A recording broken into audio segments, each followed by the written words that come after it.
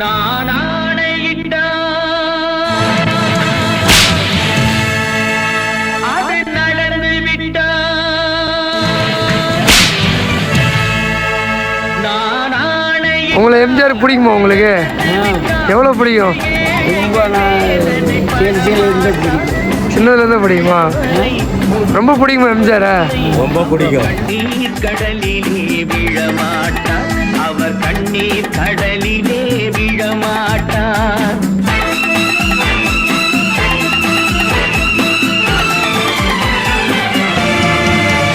நான் ஆணையிட்டால் அது நடந்து விட்டால் ஏழைகள் வேதனை படமாட்டார்.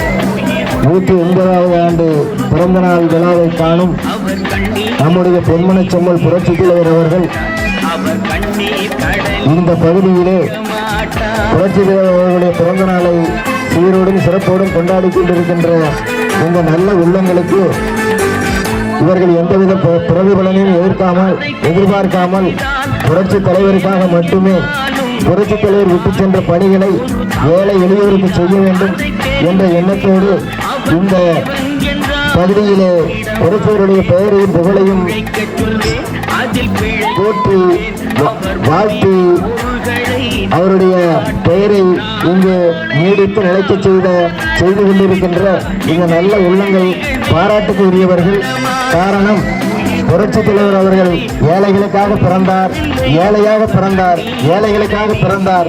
ஏழையாக பிறந்து ஏற்றம் பெற்று தமிழ்நாட்டுடைய முதல்வராக முதலமைச்சர் பொறுப்பிலே அமர்ந்து திட்டங்கள் தீட்டி எண்ணற்ற திட்டங்கள், சொல்லவண்ணா திட்டங்கள், எத்தனையோ திட்டங்கள்.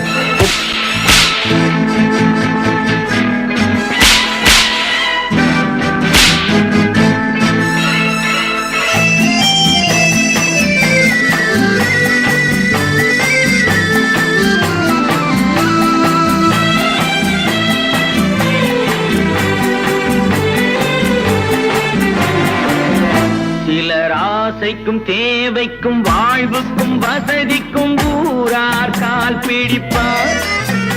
ஒரு மானமில்லை அதில் ஈனமில்லை, அவர்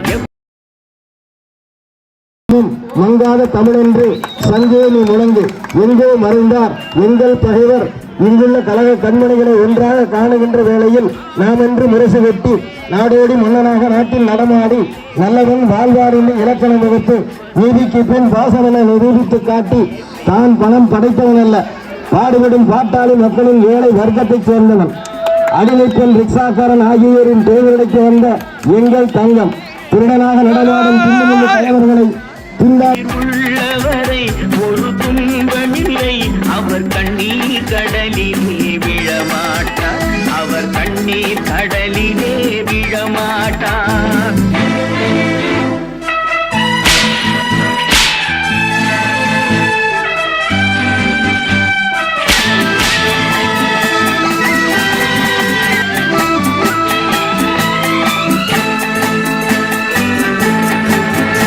இங்கு ஊமைகள் ஏங்கவும் உண்மைகள் தூங்கவும் நானா பார்த்திருப்பேன்.